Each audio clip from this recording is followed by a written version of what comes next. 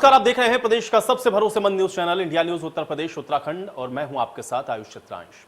UP में विधानसभा चुनाव होने में महज अब 6 महीने का ही वक्त बचा है और ऐसे में हर सियासी पार्टी वोटर को अपने पाले में लुभाने के लिए लगी है। अब यूपी चुनाव में एक बार फिर से किसान सत्ता के सेंटर में है।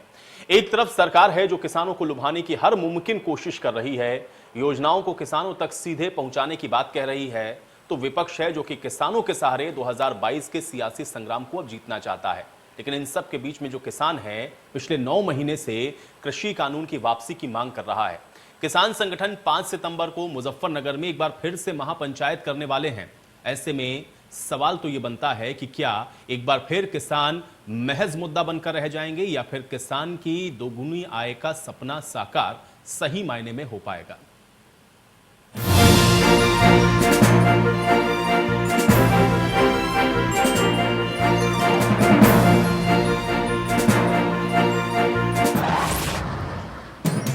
तो उत्तर प्रदेश का चुनाव नजदीक आते आते एक बार फिर से किसानों की बात और किसान एक बार फिर से सत्ता के केंद्र में तो नजर आ रहे हैं। लेकिन किसान जिन बात को लेकर के लगातार पिछले 9 महीने से प्रदर्शन कर रहे हैं और जो वादे किसानों से किए गए आय को दुगना करने को लेकर, अब उसको लेकर क्या उत्तर प्रदेश के चुनाव में भी इसका असर देखने को मिलेगा, यह अपने आप में एक बड़ा सवाल है। हालांकि इसको लेकर के राजनीति भी हो रही है और इसको लेकर के जो प्रतिक्रियाएं हैं राजनीतिक दलों की, वो क्या कह रही हैं, सबसे पहले आपको ये सुनवाते हैं। जिसको आज खेतों में होना चाहिए, खलिहानों में होना चाहिए, वो किसान आज अपने अधिकारों की लड़ाई लड़ने के लिए, अपने हकों की लड़ाई लड़ने के लिए सड़क से संसद तक संघर्ष कर रहा है। इस संघर्ष में 400 संगठन शामिल हैं, 850 किसानों की मौत हो चुकी है। लेकिन उसके बावजूद यह अहंकारी सरकार किसानों को खालिस्तानी, मवाली और पाकिस्तानी के नाम से संबोधित कर रही है। देश का अन्नदाता सबसे ज्यादा अगर पीड़ित है तो भारतीय जनता पार्टी की सरकार से। किसान भूले नहीं हैं जो 3 काले कानूनों के खिलाफ देश के अन्नदाता दिल्ली की सीमा पर धरना और प्रदर्शन दे रहे हैं काले कानून वापस लेने के लिए, और उनको भारतीय जनता पार्टी के नेता क्या कहते हैं? आतंकवादी कहते हैं, खालिस्तानी कहते हैं। तो ये जो इनका चरित्र है भारतीय जनता पार्टी का, ये पूरी तरीके से एक्सपोज हो चुका है। और समय आने दीजिए 2022 में जिस तरीके से देश के अन्नदाता को, किसानों को उत्तर प्रदेश की और देश की भाजपा सरकार ने प्रताड़ित किया है, परेशान किया है, उसी तरीके से जवाब देंगे और करारा जवाब देंगे। देखिए, चाहे कांग्रेस की सरकार रही हो, चाहे समाजवादी पार्टी की सरकार रही हो, चाहे बहुजन समाज पार्टी की सरकार रही हो, सभी सरकारों ने किसानों को परेशान करने का काम किया है। इन सभी पार्टियों के शासनकाल में किसान परेशान रहा है और यही वजह रही है कि 2014, 2017 और 2019 में किसानों ने भारतीय जनता पार्टी को समर्थन दिया और भारतीय जनता पार्टी की सरकार बनाने का काम किया है। और आने वाले समय में जिन लोगों ने किसानों को परेशान किया है, किसान उनको परेशान करेंगे।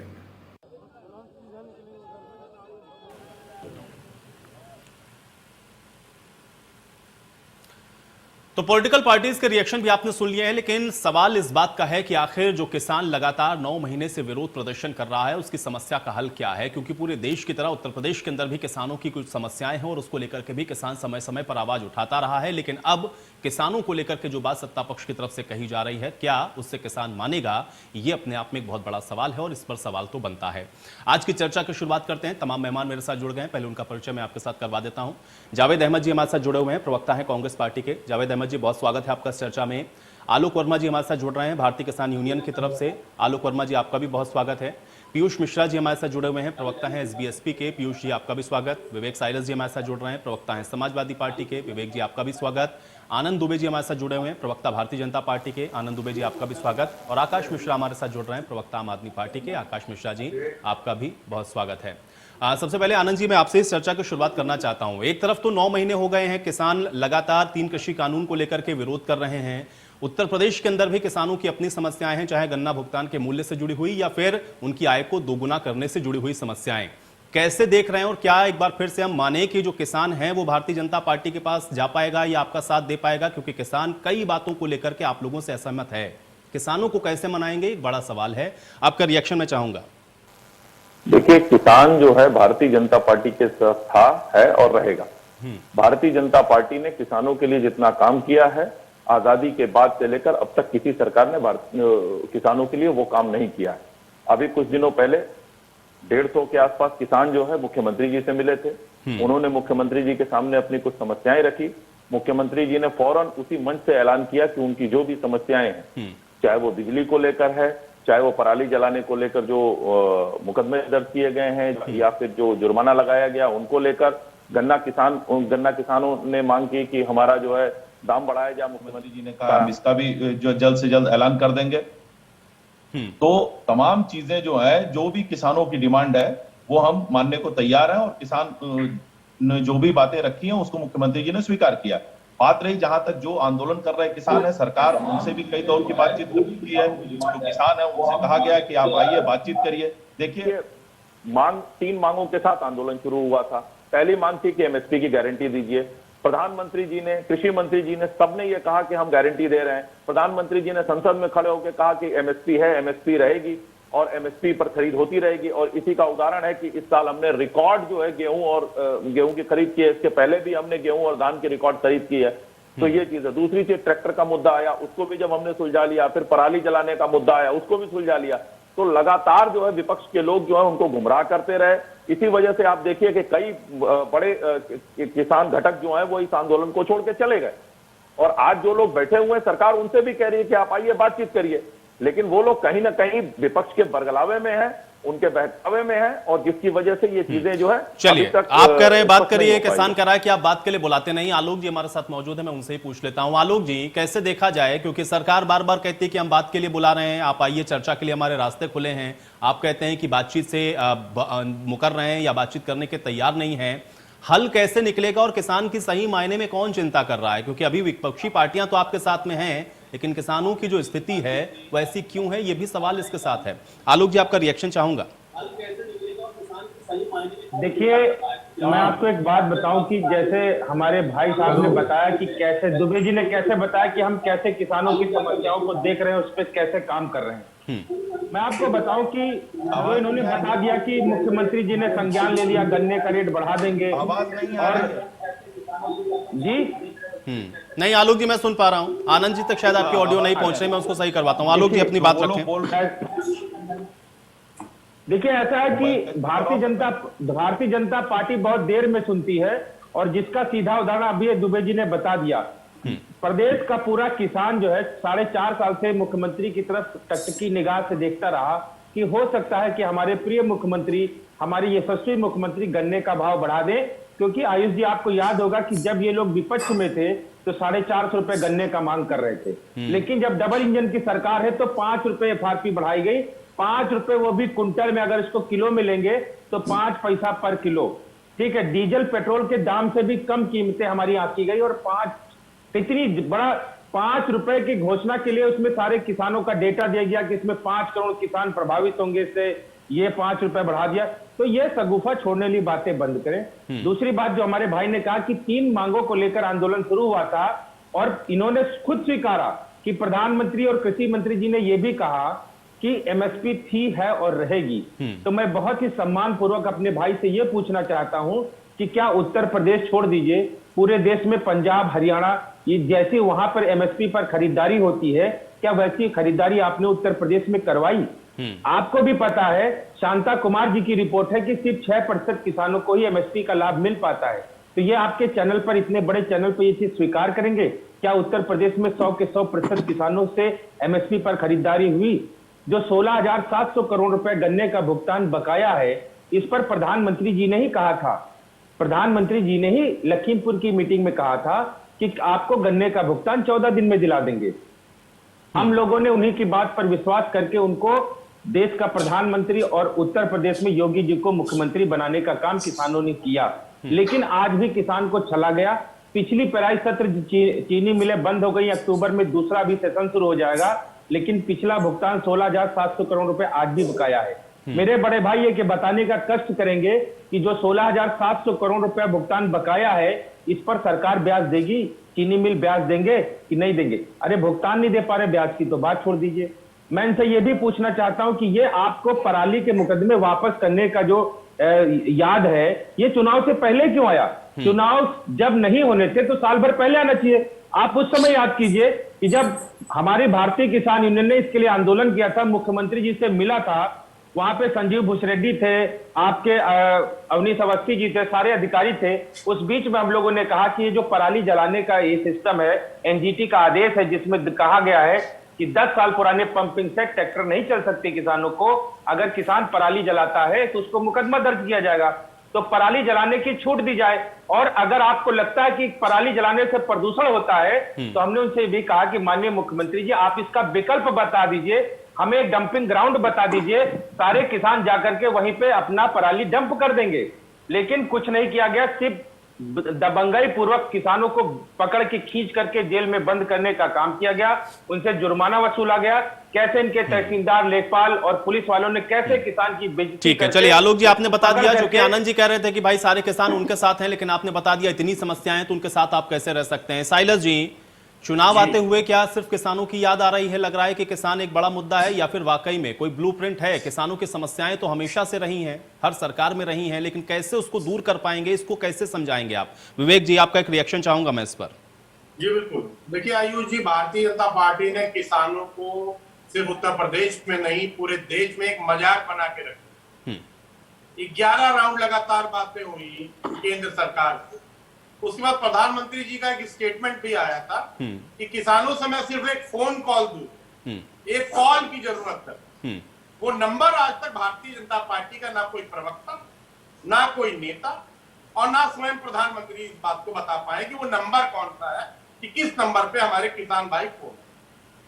देखिए उत्तर प्रदेश में 2017 में भारतीय जनता पार्टी ने वैसे तो जुमलों की बौछार की, लेकिन आज क्योंकि किसानों में बात हो रही है तो किसानों के लिए इन्होंने कहा था कि कृषि विकास बने या था, ये लेकर आई थी भारतीय जनता पार्टी। आज कितना विकास किया? 2020 तक किसानों का जो आप इनकम है उसको डबल कर रहे थे कि 2022 तक डबल कर देंगे, लेकिन हकीकत ये है कि किसान आज सड़कों पे आ गए। उनको आप आतंकवादी, खालिस्तानी, तालिबानी, गुंडा मवाली, पाकिस्तानी, आंदोलन जीवी, जो मन में आ रहा है बोल दे रहा है। तो इस स्थिति में उत्तर प्रदेश का ही नहीं, किसान आपका पंजाब देख लीजिए, हरियाणा देख लीजिए, भारतीय जनता पार्टी की सरकार, राजस्थान देख लीजिए, उत्तर प्रदेश देख लीजिए, किसान और गांव के खास तौर से लोग भारतीय जनता पार्टी का किस व्यापक रूप से विरोध कर रहे हैं, ये भारतीय जनता पार्टी को स्वयं पता है। यहां तक कि हरियाणा के मुख्यमंत्री का, इनके जो मुख्यमंत्री हैं खट्टर साहब, उनका हेलीकॉप्टर तक किसानों ने नहीं उतरने दी।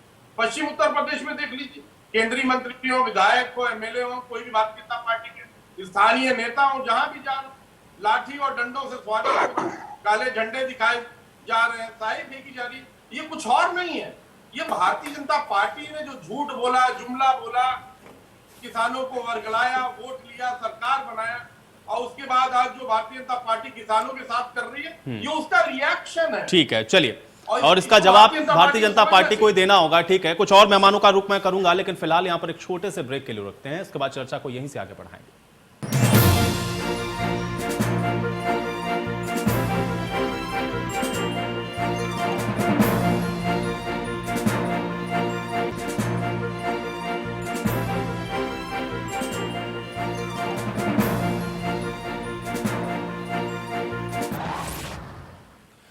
तो ब्रेक के बाद आप सभी का स्वागत है। सवाल तो बनता है, मैं आज सवाल किसानों का, क्योंकि किसान लगातार 9 महीने से विरोध कर रहा है। किसान जो कि अपनी मांगों को उत्तर प्रदेश के अंदर भी उठा रहा है, लेकिन अब सत्ता पक्ष की तरफ से इन सवालों का जवाब क्या है, इस पर सवाल तो बनता है, और इसी पर आज लगातार हम सवाल पूछ रहे हैं। एक बार फिर से चर्चा में वापस लौटते हैं, सभी मेहमान मेरे साथ बने हुए हैं। जावेद जी, मैं आपका रुख करता हूं, कैसे देख रहे हैं? एक तरफ तो हम लोग देख रहे हैं 9 महीने से किसानों का प्रदर्शन, उत्तर प्रदेश के अंदर किसानों की अपनी समस्याएं, लेकिन आनंद जी कह रहे हैं कि हम लगातार उन समस्याओं को एड्रेस कर रहे हैं। क्या किसान सिर्फ चुनाव आते आते सभी पार्टी को याद आ रहे हैं, या वाकई में कोई जो पॉलिटिकल पार्टी है या कोई दल ऐसा है, इसके पास कोई ऐसा खाका है जो बता सके आज इस डिबेट में कि वो बेहतरी किसानों की कैसे कर सकता है? जावेद जी, आपका रिएक्शन चाहूंगा। देखिए आयुष जी, निश्चित रूप से ये हम आप सब देख रहे हैं, 2013 में ये किसान बहुत फ्री था। मैं एक दो बातें आपसे कह के अपनी बात को पूरा करूंगा कि आज जो भारतीय जनता पार्टी कह रही है, जिस समय पूरा देश एक आप त्रासदी से जूझ रहा था, उस समय अध्यादेश क्यों लाए आप कानून बनाने के लिए? उसका सबसे बड़ा विरोध, पहला विरोध जो दर्ज हुआ वो राष्ट्रीय स्वयंसेवक संघ के भारतीय किसान संघ की ओर से आया। और उसके बाद उसके किसान संघ के राष्ट्रीय महासचिव चौधरी बद्री नारायण जी है, उन्होंने आपके सामने आकर भी बयान दिया, उस अध्यादेश का विरोध किया और कानून बनाने का विरोध किया। अब जहां तक उत्तर प्रदेश की स्थिति है कि किसानों की आय दुगनी करते करते किसानों की उत्पाद की लागत इन्होंने दोगुनी कर दी। आज देश के अंदर सबसे महंगी बिजली उत्तर प्रदेश के किसान को मिल रही है। फिक्स रेट पर मिलने वाली बिजली पर आपने फिक्स चार्ज तो 500 रुपए प्रतिमाह कर ही दिया।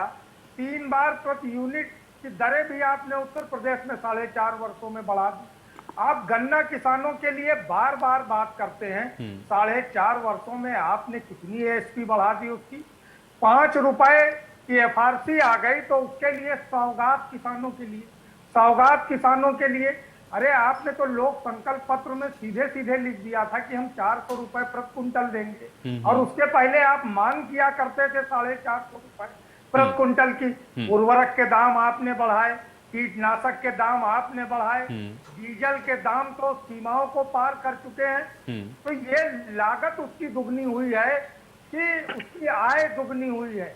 आप देखिए कि बिजली के बिल इस आपदा काल में यही किसान था जिसने भारत की जीडीपी को संभालने का काम किया।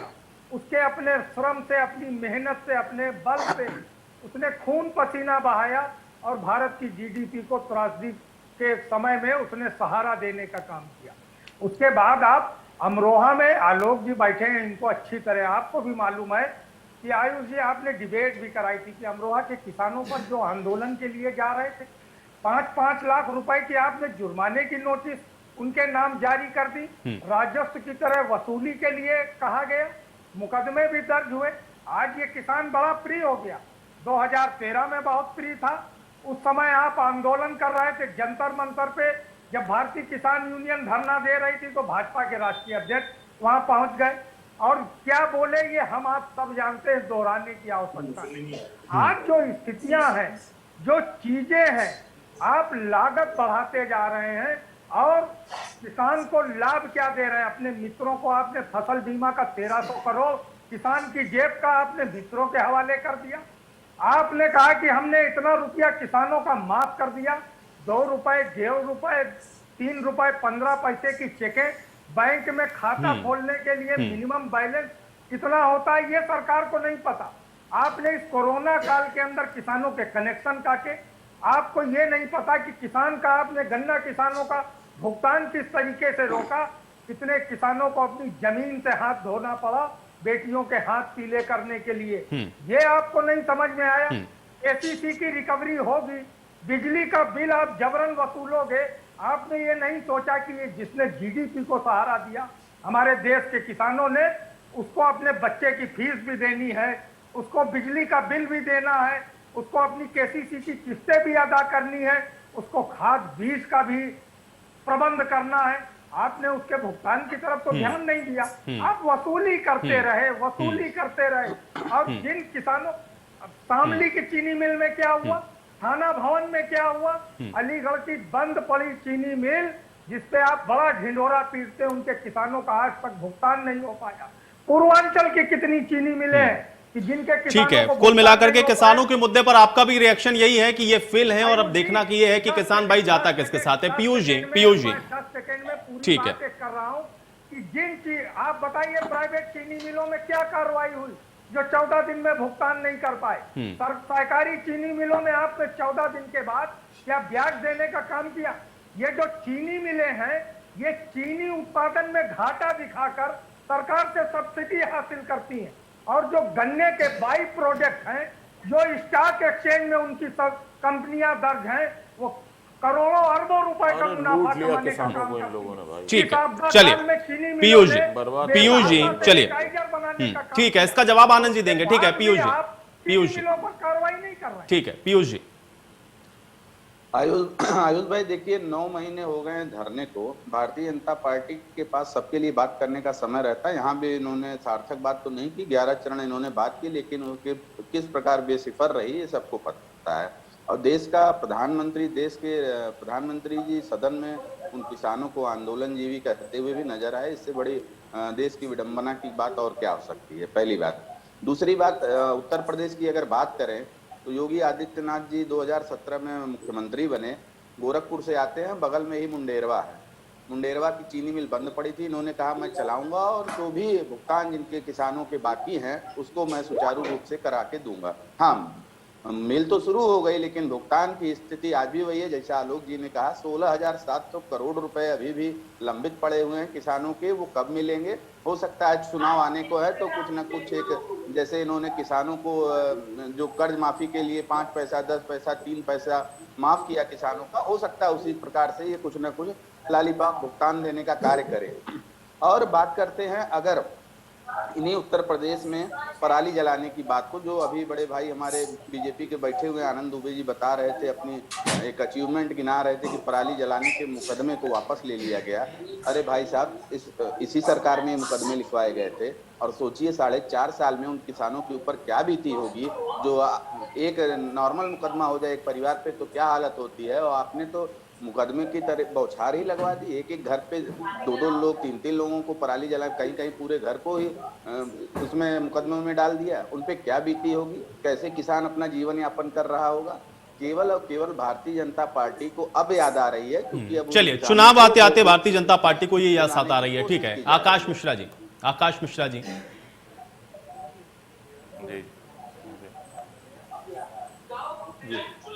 देखिए, बात समझना होगा, मुझे समय दीजिएगा थोड़ा, मैं अपनी बात करना चाह रहा हूं।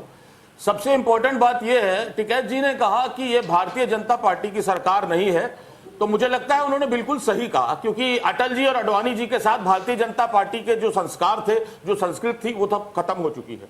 हमको देखिए शुरू से समझने की कोशिश करनी होगी। इस बिल को जब पास किया गया तो सबने देखा कि किस तरीके से पास किया गया। आम आदमी पार्टी के माननीय सांसद संजय सिंह जी ने विरोध किया, फाड़ने का भी बिल काम किया और बाहर रात भर गांधी प्रतिमा के सामने बैठे रहे कि यह बिल गलत है, यह किसानों के लिए जानलेवा है और किसानों को इससे सिर्फ नुकसान होना है और कुछ नहीं होना है। लेकिन फिर भी सरकार अड़ी रही कि नहीं, बिल पास होना है। देखिए हठ धर्मिता कितनी ज्यादा थी। उसके बाद मैं आपको एक बात और बता दूं, यह बिल तो बाद में पास हुआ, लेकिन इसकी जो नींव है उसको 3 साल पहले ही रख दिया गया था। और शायद इस सरकार ने अडानी से वादा कर लिया था कि आप चिंता ना करिए, यह बिल हम पास करवा देंगे, क्योंकि जमीनें पहले खरीद ली गई थी और वहां पर बड़े बड़े कंटेनर जिसमें लाखों टन माल स्टोर किया जा सकता है, जिनको फ्रांस से इन लोगों ने मंगाया, साइलो, उनके भी चित्र सबने देखे कि वो पहले आ गए थे और पूरी तैयारी हो चुकी थी। अब आपको समझना होगा कि यह बिल तो इनको पास करना ही था। अब आज भारतीय जनता पार्टी की स्थिति यह है कि ना इनसे थूकते बन रहा है, ना लीलते बन रहा है। इधर किसान बैठा हुआ है, उधर अडानी इनके जो मालिक हैं वो बैठे हुए हैं। ये जनता मालिक वालिक नहीं है इनकी, इनके लिए अडानी और अंबानी ही मालिक है। अब आपको एक बात सोचनी होगी, ये कहते हैं एमएसपी था, एमएसपी है, एमएसपी रहेगा। पिछले 3 सालों से 15 अगस्त पे झंडारोहण वाले दिन प्रधानमंत्री जी कहते हैं 1 लाख करोड़ की परियोजना, 1 लाख करोड़ की परियोजना, 1 लाख करोड़ की हम इंफ्रास्ट्रक्चर पे लगाएंगे। 3 सालों से कह रहे हैं, जबकि टोटल बजट हमारा 35 लाख करोड़ है और निर्मला सीतारमण जी ने अभी जो लिस्ट दी है बेचने की, उससे 6.5 लाख करोड़ इकट्ठा करने की जुगत में लगे हुए हैं और ये 100 लाख करोड़ लगाने की। तो इनकी बात क्या कहते हैं, क्या करते हैं, ये देखिए किसान भी समझ चुका है। एक बात बड़ी ईमानदारी से कह रहा हूं, मैं गांव में भी घूमा हो, किसान की समस्या ये 3 बिल तो है ही है। इसके ऊपर एक बात और बता दूं आयुष जी आपको, हरियाणा सरकार एक बिल और लेकर आ गई है। वो ये कहता है कि अब किसान की जमीन अधिग्रहित करने से पहले परमिशन भी नहीं लेनी होगी किसान की जमीन अधिग्रहित कर ली जाएगी और उनको 50% एक मुश्त पैसा दे दिया जाएगा। अब सोचिए किसान की हालत क्या है। मैं गांवों में घूमा हूं, आवारा मवेशी जो बेचारा किसान दिन भर मेहनत करता है, रात में उसको अपने खेत या तो इतना पैसे वाला हो कि उसमें फेंसिंग करवा ले, और अगर फेंसिंग नहीं करवा सकता है तो उसको अपनी फसल की रक्षा करने के लिए रात भर जगना पड़ता है। एक बहुत इंपॉर्टेंट बात आप समझ लीजिए, किसान एमएसपी की मांग कर रहा है, उनको पता है ये आर पार की लड़ाई है। उन्होंने सर्दी भी झेल ली कड़ाके की, जब हम आप घर से बाहर नहीं निकलते। ठीक है, और ये एमएसपी कैसे देंगे और ये क्या करेंगे भाई, ये भी भविष्य के गर्त में। ठीक है, एक छोटे से ब्रेक के लिए यहां पर मैं रुकूंगा, ब्रेक के बाद चर्चा को यहीं से आगे बढ़ाते हैं।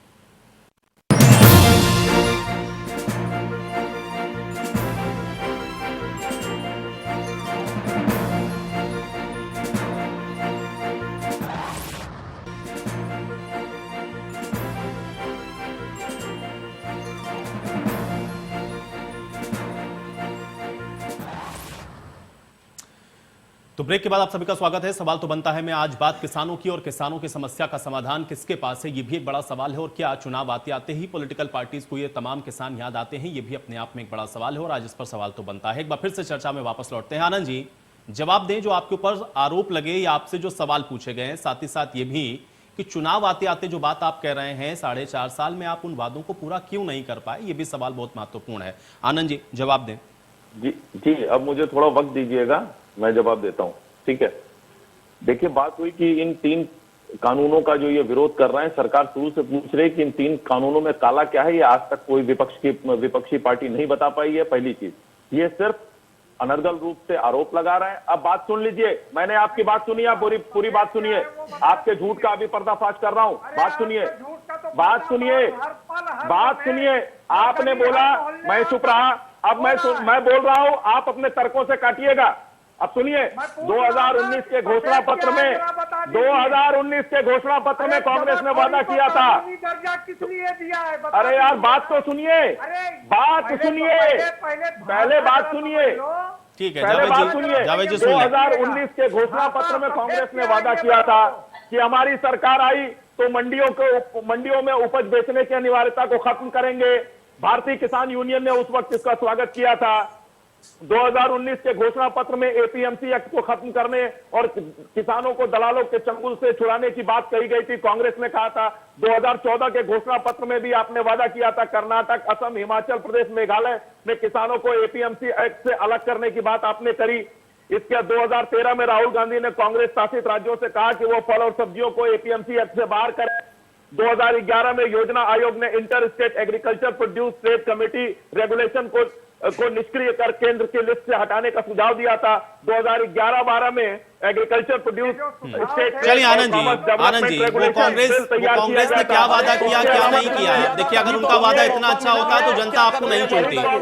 उनका वादा अगर इतना खरा होता तो जनता उनको नहीं चुनती। जनता ने आपको आपके वादे पर चुना। आनंद जी उत्तर प्रदेश पर आए। आनंद जी उत्तर प्रदेश पर आए और आलोक जी ने जो सवाल उठाए गन्ना किसानों को लेकर, पराली को लेकर के, महंगाई को लेकर के और किसानों की स्थिति को लेकर के और आय दोगुनी करने को लेकर के, आनंद जी उसका जवाब दें। आनंद जी, आनंद जी, उत्तर प्रदेश के अंदर किसानों के लिए क्या बदला? उत्तर प्रदेश के अंदर किसानों के लिए क्या बदला? गन्ना भुगतान को लेकर, गन्ना मूल्य की बढ़ोतरी को लेकर के, किसानों की पराली से जुड़ी हुई समस्या को लेकर के क्या बदला? आनंद जी, उत्तर प्रदेश के किसानों के अंदर आपने क्या बदला? सुन लीजिए, उत्तर प्रदेश में 2007 से 2016 तक मात्र 95,000 करोड़ का भुगतान हुआ था गन्ने का। 2010 के बाद 96 महीने तक गन्ना किसानों का बकाया रहा। 4.5 साल में हमने 1,42,000 करोड़ का भुगतान किया और आज मात्र 4 महीने का बकाया है। और मुख्यमंत्री जी ने कहा है कि अगले सत्र के शुरू होने से पहले यह बकाये का भुगतान कर दिया जाएगा। इसके अलावा सुनिए, इन्होंने 4 लाख सुनिए कागज पर नौकरी दे दी। इनके समय में 2007 से लेकर 2017 के बीच में 21 चीनी मिलें बंद कर दी गई थी, जिसको हमने शुरू करने का काम किया, जिसमें पिपराइच मुंडेरवा की नई चीनी मिल है। इन्होंने खाद की बात की। डीएबी पे आज हम 140% जो है सब्सिडी दे रहे हैं। 2400 रुपए की बोरी 1200 रुपए में प्रदान कर रहे हैं। और कांग्रेस की बात कर रहे हैं। आपका कृषि बजट याद दिला दूं, आपका कृषि बजट जो था 2013-14 में 21,933 करोड़ रुपए है और आज ये बजट 1,34,000 करोड़ है। ये हमारी सरकार है। चलिए आनंद जी, लेकिन विपक्ष को ये कहने का मौका आखिर मिला क्यों? और अगर विपक्ष ये बात कह रहा है तो जाहिर बात है कि किसान ही कह रहा, किसान नेता भी यहां पर बैठे। आनंद जी, आप विपक्षी पार्टियों को छोड़िए, किसान नेता खुद इस बात को कह रहे हैं कि किसानों के हित के लिए जो काम होने चाहिए वो नहीं हुए। किसान की तरफ से आवाज क्यों है? विपक्षी पार्टियों का तो समझ में आता है कि उनको पॉलिटिक्स करनी है, उनको राजनीति करनी है। किसान नेता क्यों ये बात कह रहे हैं? किसान क्यों कह रहा है ये बात? अगर किसान संतुष्ट होता तो किसान ये बात नहीं कहता। आनंद जी, इतना फायदा अगर किसानों का हुआ होता तो किसान ये बात नहीं कहता। हमने जो है रिकॉर्ड खरीद किया गेहूं और धान की। इनके समय में कितनी होती थी? 2016-17 में 6 लाख मीट्रिक टन गेहूं खरीदा गया था। इस साल हमने 56 लाख मीट्रिक टन गेहूं खरीदा है। ये अंतर है हमारी सरकार में। किसान सम्मान निधि हम दे रहे हैं, लटकी हुई परियोजनाओं को पूरा हम कर रहे हैं, किसानों की बीमा योजना हम दे रहे हैं। डीजल भी धीरे धीरे यही लीटर इसी बिकेगा। समाजवादी पार्टी की सरकार थी जब किसानों को खाद और बीज नहीं मिलता, बीजेपी की यूरिया और डाई के लिए लाठियां खानी पड़ती। चलिए ठीक है आलोक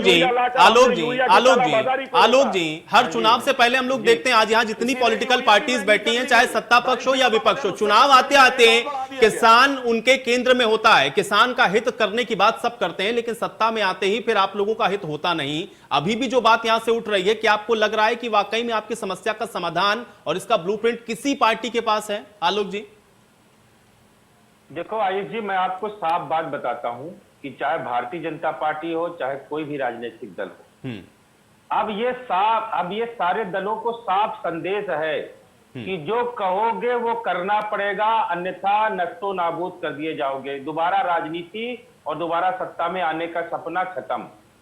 भारतीय जनता पार्टी में दुबे जी जैसे बता रहे हैं, आपने देखा होगा ये क्या है, आप किसी भी प्रवक्ता की बात देख लो, इनको कागज लिखा हुआ मिलता है और ये अपनी बगल में दबाकर बस वो कागज पढ़ते हैं। भाई कागज पढ़ने की बात क्यों करते हैं? ये कहते हमने इतने लाख मीट्रिक टन धान खरीदा। मैं कहां मना कर रहा हूं भाई, रिकॉर्ड में तो है। मैं पूछ रहा हूं कि जो आपने जितने मीट्रिक लाख टन धान खरीदा है, क्या वो एमएसपी पूरे किसान को मिल पाई है? आपको भी पता है कि वो धान कैसे खरीदा गया, सबको पता है। इंडिया न्यूज में एक नहीं 100 बार चलाया गया, 100 बार इसके लिए डिबेट हुई। तो ये जमीनी हकीकत पे नहीं, कागजों पे बात करते हैं। मैं उनसे पूछना चाहूंगा, कोरोना काल में 20 लाख करोड़ रुपए का पैकेज दिया गया था, उस पैकेज का क्या हुआ? उसका कोई हालचाल नहीं बताएंगे। ये भी कहा गया कि 2022 में आय दोगुनी कर देंगे। 2022 आने वाला है, अभी योगी जी उसी में चुनाव लड़ेंगे, तो क्या आप ये आप बात कह के आओगे कि 2022 में हमने आपकी आय दोगुनी कर दी? नहीं कर पाए ना। इन्होंने हमको दिया है सिर्फ धोखा, और धोखा दे रहे हैं। और ये इनकी जो जन आशीर्वाद यात्रा निकल रही है, वो किसानों के बीच में जाएंगे। आयुष जी, जब ये किसानों के बीच में जाएंगे तो हमारे सवालों का जवाब देना पड़ेगा। अगर ये यहाँ डिबेट में बैठ के कुछ भी बोल दे, लेकिन जब गांव में जाएंगे तो गांव में वो 800 रुपए वाला किसान भी इकट्ठा होगा जिसने 800 में धान बेचा है। वो किसान भी इनसे सवाल पूछेगा जिसने 1200 में गेहूं बेचा है, और वो किसान भी खड़ा होगा जिसका गन्ने का भुगतान नहीं दिया गया।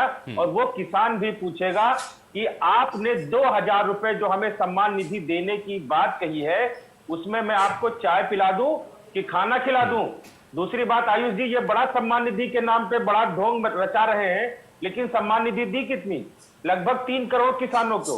तो क्या 60% कहते किसान है, तो क्या 3 करोड़ किसान 60% के उसमें आ जाते हैं? ये अभी तक पूरा डेटा ही नहीं लगा पाए। रही बात मंडी में, तो आप लोग स्टूडियो में बैठे हो, यहीं पे गोमती नगर पे है मंडी परिसर, उसकी हालत देख लिए, मंडियां बंद होने के कगार पे है। ये हम लोगों ने बहुत पहले कहा था। और इनकी लखनऊ में इनकी उत्तर प्रदेश में 273 मंडियों में मात्र और मात्र 37 मंडियां ऐसी हैं जो फायदे में है। बाकी सारी मंडियों की आय शून्य हो चुकी है, वो विभाग खत्म होने की स्थिति में है। मंडी को हमने कहा था कि आप अगर मंडी को अनिवार्य बना दें, लेकिन उन्होंने क्या किया कि पैन कार्ड वाले को बना दिया। हमने कहा मंडी में खरीदा जाए, 100% मंडी में खरीदारी हो, आप ये व्यवस्था करो, एमएसपी मिलेगी। लेकिन इस चीज को इन्होंने खत्म कर दिया। तो ये इनका जो झूठ बोलने का है, ये चलिए आलोक जी, आपने जो बात कही थी मैं उसी को आगे बढ़ाऊंगा। आयुष जी एक मिनट। और रही बात ये जो कहते हैं 11 दौर की वार्ता हुई, 11 दौर की वार्ता में मैंने कई बार रिक्वेस्ट किया कि आप जैसे संसद का लाइव टेलीकास्ट कर, तो बातों का भी तो करा दो। अब अगर कृषि मंत्री बात करने से पहले ये कह दे 3 कृषि कानूनों को छोड़ के आप किसी भी विषय पे बात कर लीजिए, हम कैसे मान लें? आप पहले ही मना कर रहे हो। आप हमें दावत में बुलाओ और कह दो कि खाना नहीं खाना है, ये कौन सी बात होती है भाई? और ये जो बता रहे हैं कि इनमें काला क्या है, तो इतने दिन में अगर ये नहीं समझ पाए तो शायद किसानों को समझा नहीं पाएंगे। चलिए नहीं, ठीक है। लेकिन आलोक जी, शुरुआत में आपने एक बड़ी बात कही है, मैं उस पर एक रिएक्शन लेता हूं। यहाँ पे सभी पॉलिटिकल पार्टीज मेरे साथ आज जुड़ी हुई हैं। विवेक साइलस जी, अब जो कहेंगे किसानों के लिए वो करना पड़ेगा, सिर्फ ये वादा करने से नहीं चलेगा कि मैनिफेस्टो के अंदर कर दिया, क्योंकि आप लोगों ने सबने मिलकर बताया कि भारतीय जनता पार्टी नाकाम हो गई। आप बेहतरी के लिए क्या करने वाले हैं, चाहे गन्ना किसानों की बात हो या उससे जुड़ी हुई अन्य समस्याओं की? उत्तर प्रदेश के अंदर जो किसान हैं उनको आप कैसे ऊपर ले आएंगे, ये बताइए। यहां पर मैं आपसे जानना चाहूंगा विवेक जी। जी देखिए, आपकी बात बिल्कुल सही है। जो कहना जो पार्टी ने अपने मैनिफेस्टो में कहा उसको पूरा करना पड़ेगा, नहीं तो किसान ही नहीं, प्रदेश और प्रदेश की जनता आपको बाहर का रास्ता दिखा देगी और दिखा भी देना चाहिए। जो पार्टी झूठ बोल के, छल करके, प्रपंच करके सत्ता काबिज तो कर लेती है, लेकिन अपने वादों को पूरा नहीं कर पाती। उसको गद्दी में बैठने का कोई अधिकार नहीं और जनता इसका फैसला करती है, यह इतिहास भी गवाह। देखिए, भारतीय जनता पार्टी का एक वादा और था 2017 में, 20,000 करोड़ का किसान विकास इमरजेंसी फंड बना रहे थे। चुनाव जीतने के बाद वो फंड कहां गया, वो बना नहीं बना, कुछ नहीं पता चला, वो डस्टबिन में चला। किसान आयोग बना था जिसमें हमारे माननीय मुख्यमंत्री खुद अध्यक्ष थे। 5 साल, 4.5 साल हो गए, आज तक उस आयोग की एक मीटिंग नहीं हो पाई। तो ये भारतीय जनता पार्टी क्या कर रही है? अभी हमारे जो आलोक वर्मा साहब बैठे हैं, उन्होंने गेहूं और धान की बात की, मैं सरसों की बात कर। आज सरसों की कीमत 4500-4600 रुपए किसान को मिल रही है, वो भी बड़ी मुश्किल से। और तेल का क्या दाम है? हम सब गांव के बैकग्राउंड से आते हैं, हमारी माओ ने हमको सरसों का तेल लगा के बड़ा किया है। आज वही तेल 200 रुपए लीटर बिक रहा है बड़े बड़े उद्योगपतियों, बड़े बड़े मिल वालों का, जबकि किसान को उचित दाम नहीं मिल रहा है। इन लोगों ने जो मां अपने बच्चों को तेल लगाती थी, उस पर भी अंकुश लगाने का काम किया। भारतीय जनता पार्टी वो पार्टी है। देखिए, समाजवादी पार्टी ना तो नाले से गैस निकालती है, ना बादल के पीछे जहाज छुपाती है, और ना ही बत्तख से ऑक्सीजन लेती है। समाजवादी पार्टी ने जो कहा, चाहे लैपटॉप वगैरह हो गया, जो भी योजनाएं थी, समाजवादी एक्सप्रेसवे हो गया, बना के दिखाया। अब भारतीय जनता पार्टी तो कुछ भी बोल रहे। चलिए, ठीक है, अब किसानों को लेकर के लेकिन जो बात होगी उस पर आप लोगों को खरा उतरना होगा। ये बात यहां पर किसान नेता ने स्पष्ट करी है। जावेद अहमद जी, जो बात कहेंगे वो करना पड़ेगा फिर। देखिए, अब वो समय आयुष जी नहीं है कि आप किसी अपने वादे से मुकर जाएं। आपने जो पिछला घोषणा पत्र है उसको तो आपको लागू करना ही करना पड़ेगा। ये सभी राजनीतिक दलों के लिए अनिवार्य है। ये सोच लेना चाहिए कि आप इस देश के किसान को कोई भी राजनीतिक दल या कोई भी व्यक्ति धोखा नहीं दे सकता है। किसान का अगर भविष्य सुरक्षित नहीं होगा, उसकी आने वाली पीढ़ियों का भविष्य सुरक्षित नहीं होगा, तो निश्चित रूप से देश की अर्थव्यवस्था पर गहरा असर पड़ेगा। उसके लिए मुझे बहुत कहने की आवश्यकता नहीं है। निर्मला सीतारमण जी हमारे देश की वित्त मंत्री हैं, उनके पति प्रभाकर जी ने किस तरीके से क्या क्या कहा, क्या क्या लिखा कि इस सरकार से देश की अर्थव्यवस्था नहीं संभल रही है और सरकार में बैठे हुए लोगों को अर्थशास्त्र का ज्ञान नहीं है। डॉक्टर सुब्रमण्यम स्वामी विपक्ष में हैं क्या? भारतीय जनता पार्टी के सांसद हैं और जनसंघ काल से वो बड़े नेता रहे हैं, उनका अपना बड़ी भारी प्रोफाइल है, उन्होंने भी यही बात की है। लेकिन इस सरकार में तो विपक्ष की छोड़ दीजिए, आम जनता की छोड़ दीजिए, सत्ता पक्ष में बैठे हुए लोगों की ही नहीं सुनी जाती है, उनसे कोई विमर्श ही नहीं होता है। 9 लोगों की टीम उत्तर प्रदेश में, 9 रत्न दरबार सजा हुआ है, अभी 11 थे। संवैधानिक संकट है उत्तर प्रदेश में और देश में कि यहाँ पर मंत्रिमंडल का पता ही नहीं है। 2 लोग एजेंडा तय कर लेते हैं और मंत्री आते हैं, हस्ताक्षर करके चले जाते हैं। ठीक है जावेद जी, जावेद जी, किसानों की बेहतरी के लिए क्या है मुझे ये बताएं। ठीक है, मैं उत्तर प्रदेश में मंत्रिमंडल में आज चर्चा नहीं करूंगा। जावेद जी, ये मुझे बताएं, कांग्रेस पार्टी उत्तर प्रदेश के किसानों की बेहतरी के लिए क्या लेकर के आने वाली है, कैसे करेंगे वो बताएं साथ में। ठीक है, चलिए आनंद जी, आनंद जी, आनंद जी, आनंद जी, आरोप प्रत्यारोप में समय खराब होता है, समय वैसे भी नहीं मेरे पास।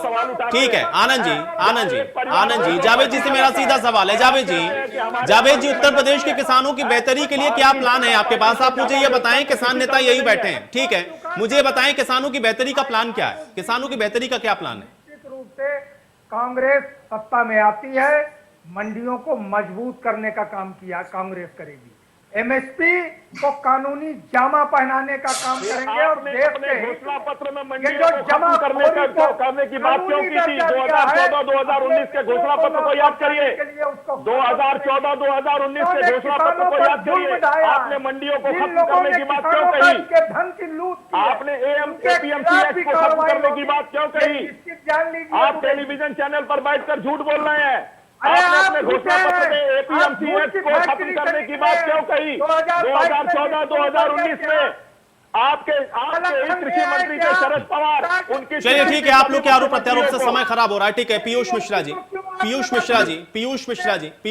जी, किसानों की बेहतरी का प्लान बताएं, क्योंकि सब लोगों ने बता तो दिया कमियां हैं, ये नहीं कर पाए, ये अपने वादे पूरा नहीं कर पाए, आप लोग चूंकि अब चुनावों में जाने वाले हैं, क्या प्लान है किसानों की बेहतरी अरे का? आयुष जी जरा देखिए, घोषणा पत्र आ जाने दीजिए। आयुष जी हम जो चुनाव कहेंगे वो पर आने करेंगे। वाले हैं, घोषणा पत्र में सारी बातें की जाएंगी, लेकिन अगर किसानों की बात करते हैं तो पर्टिकुलर आपको मैं बता दूं, उत्तर प्रदेश पूरे देश में सबसे ज्यादा अगर कहीं बिजली महंगी है तो वो नोएडा में है, उत्तर प्रदेश में है। तो किसानों की जो हमारे जो राष्ट्रीय अध्यक्ष माननीय ओम प्रकाश राजभर जी, उनके नेतृत्व में जो भागीदारी संकल्प मोर्चा बना है 2022 में किसानों की बेहतरी के लिए जितने भी बकाये बिजली के बिल हैं किसानों के, पहले तो संपूर्ण वो माफ किए जाएंगे। दूसरी बात, किसानों की जो ये उत्तर प्रदेश में पराली के मुकदमे हैं या इनको जो गन्ने का दाम जैसा कि 17,000 करोड़ रुपए बाकी है, 1 लाख ही करोड़ दिया गया है, उसको सही करने का काम किया जाएगा। उनको पूर्ण भुगतान दिलाया जाएगा।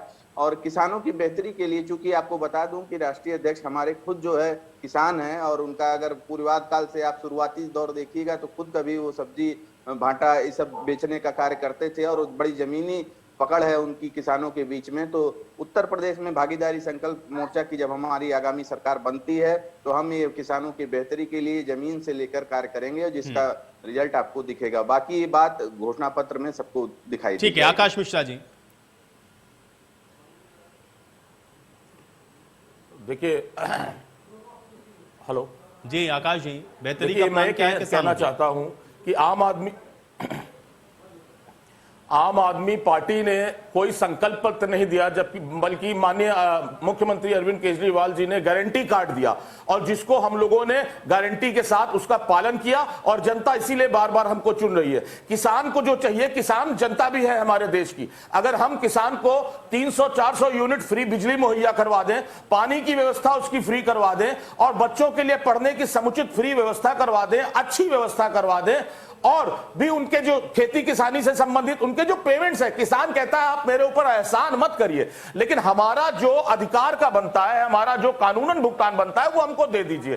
देखिए, महंगाई से किसान हो या जनता हो पूरी तरह त्रस्त है। किसान को भी डीजल की जरूरत पड़ती है। अब बताइए आप 100 रुपए लीटर डीजल कैसे डलवाएगा? पिछले 60 सालों का एक आंकड़ा है, किसान की आय सिर्फ 20-21 गुना बढ़ी है, जबकि आम जनता की आय जो है 125 से 200 गुना बढ़ी है। महंगाई भी उसी हिसाब से बढ़ रही है। तो किसान इस तरीके से कहां जाएगा? अब आने वाले समय में पार्टी कोई भी राजनीतिक दल हो, उसको अपने वादे पूरे करने पड़ेंगे।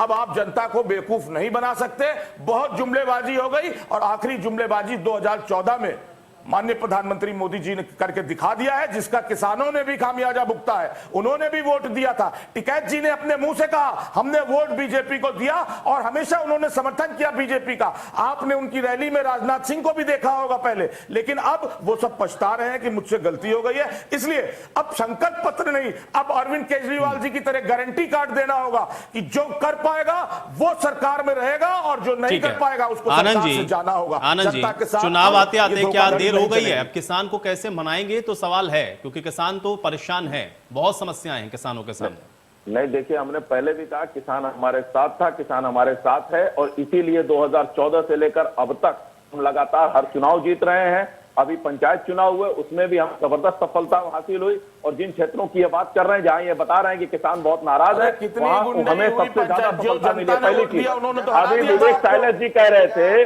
कि हम सारी बातें पूरा करते हैं। मैं इनको याद दिलाना चाहता हूं कि इनकी सरकार ने वादा किया कि हम आएंगे और कर्ज माफ करेंगे और जब ये सत्ता में आए तो इन्होंने नियम निकाला कि सिर्फ भूमि विकास बैंक का कर्ज माफ किया जाएगा। हम ऐसा नहीं करते हैं। हमने कहा 1 लाख रुपए का कर्ज माफ होगा तो हमने 86 लाख किसानों का 36,000 करोड़ का कर्ज माफ किया और हमने इनके समय में जो किसान मारा फिरता था, जिसको पेमेंट नहीं मिलती थी, जिसको सिंचाई के लिए बिजली नहीं मिलती थी, जिसको खाद नहीं मिलता था, जिसको पानी नहीं मिलता था, उसको हमने देने का काम किया। हमने किसानों को पेमेंट देने का काम किया। चलिए, अब आप लोग के लिए आरोप प्रत्यारोप के बीच में आज मैं इस चर्चा यही समाप्त करूंगा। बहुत शुक्रिया आप सभी का, आप लोगों ने समय निकाला इस चर्चा का, आप लोग हिस्सा बने। हालांकि उत्तर प्रदेश के अंदर चुनाव होगा तो किसान उसके केंद्र में जरूर होगा, लेकिन हाँ, यहाँ किसान नेता ने जो बात कही है उस पर गौर करना जरूरी है कि अब जो वादा होगा उसको पूरा भी करना होगा। तो अब वादा जो जनता के साथ करती है पॉलिटिकल पार्टी, उसको पूरा कैसे करती हैं, इसका प्लान क्या होता है, इस पर सवाल तो बनता है। आज सवाल तो बनता है। मेरे साथ फिलहाल इतना है।